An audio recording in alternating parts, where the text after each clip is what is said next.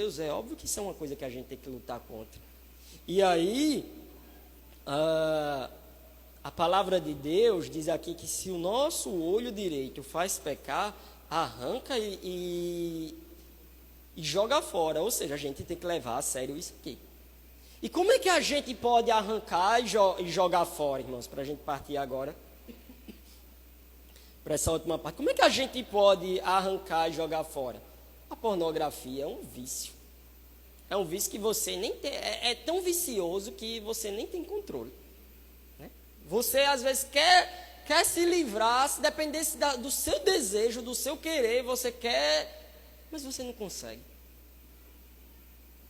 E aí como é que faz então? Por exemplo, você vai ter que substituir o vício da pornografia por uma virtude.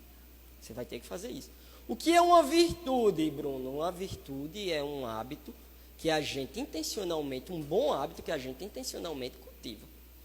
E como a pornografia, irmãos, ela é um caminho neural que tem no cérebro da gente, porque como é que funciona basicamente a pornografia? O seu cérebro encontrou um rápido caminho de satisfação de prazer. Olha, se eu olho essa revista, eu vou conseguir prazer. O seu cérebro entendeu isso, porque o seu cérebro, ele está o tempo todo buscando mecanismos de encontrar prazer. E aí ele viu que na pornografia ele consegue um mecanismo desse rápido e fácil. Então ele vai e constrói um caminho neurológico.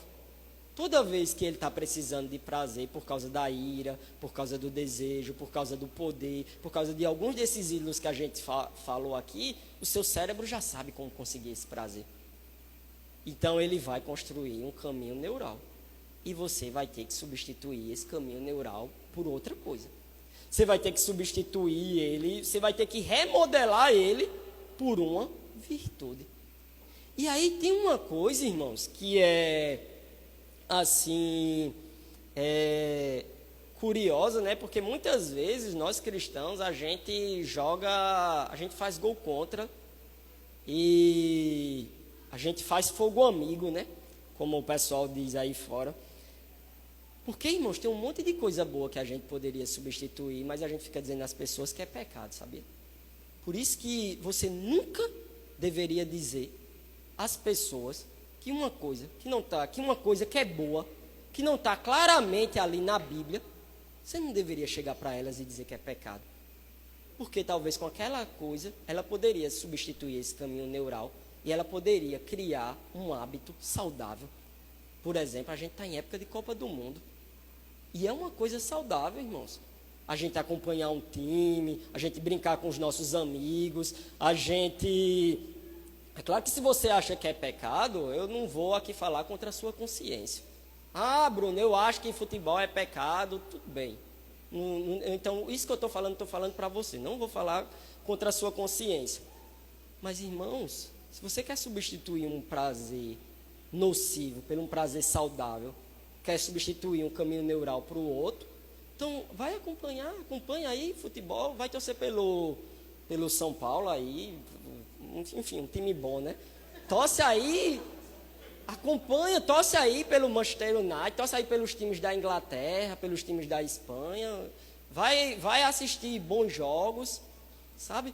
Vai assistir filme bom, sabe? Não entra nessa, não pode assistir. Não, vai lá assistir filme bom, vai ler Crônicas de Nárnia, bota os meninos aí para ler as Crônicas de Nárnia, O Senhor dos Anéis, filmes aí de autores cristãos. Porque, irmão, C.S. Lewis, é muito interessante, C.S. Lewis, ele diz que nós somos seres estéticos. Sabe por que a pornografia pega a gente? Porque nós somos seres desejantes de prazer estético. Nós somos seres que a gente é para estar lendo livro, é para estar assistindo filme, é para estar fazendo cultura, é para estar acompanhando cultura. Porque Deus nos criou assim.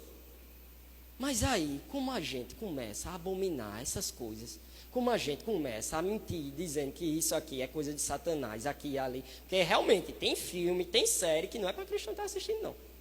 Mas como a gente começa a satanizar tudo, sabe o que é que acontece? A gente fica frágil à armadilha da pornografia. A gente fica fragilizado.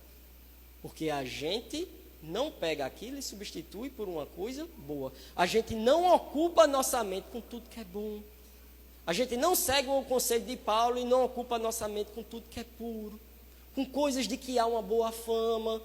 Se alguma virtude existe, seja isso que ocupa o vosso pensamento. Como a gente não segue o texto bíblico, e aí a gente ocupa, no ocupamento da gente, com bons livros, com bons filmes, com bons romances, com, sei lá, essas coisas que Deus deu criatividade ao homem para fazer, aí a gente fica fragilizado, lutando, aí a gente fica, e aí eu não consigo me livrar, será que eu estou salvo, meu Deus, será que eu não estou? Aí a gente fica, quando poderia ter caminhos para a gente conseguir isso aí. A gente poderia ter caminhos facilmente para substituir isso aí. A gente poderia entregar a imaginação da gente a outras coisas, né? Além disso, conforme o pastor falou aqui, o apóstolo Tiago, ele diz para a gente, né, confessar os nossos pecados uns aos outros. Esse é um jeito também de se livrar da pornografia. Quando a gente confessa que a gente está em pecado. Quando o pastor falou aqui, vocês notaram? O pastor falou, a pessoa se confessa, e aí, irmãos, vem alguma força, vem algum tipo, a pessoa, ela começa a reconhecer que ela está naquela situação de fragilidade, porque é por isso que é importante, irmãos, a gente confessar uns aos outros. Confessar os nossos pecados.